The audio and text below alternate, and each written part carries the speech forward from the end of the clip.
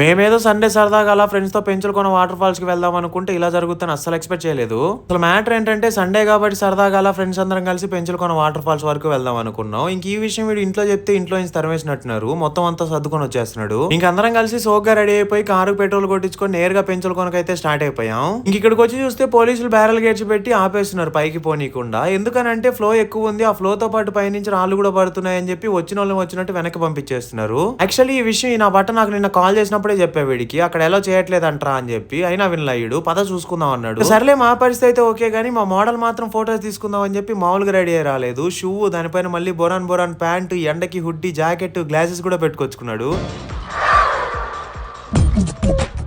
నవ్వు ఆపుకుంటున్నావు కదరా. ఇంక ఏదైతే అదేంది, ధైర్య సాహసే సన్నీ లియోన్ అనుకుని ఇంత దూరం వచ్చిన తర్వాత వాటర్ ఫాల్ చూడకుండా తిరిగి వెళ్ళిపోతే ఏం బాగుంటదని చెప్పి పోలీసులు దొరకకుండా వేరే రూట్ లో దూరేశాం. ఇంకా అలా సగం దూరం వెళ్ళాక పోలీసులు దొరికిపోయాం. ఆ పోలీసు అంకుల్ ఏమో నువ్వు కిందకు వస్తావా, నన్ను పైకి రమ్మంటావు అంటున్నాడు.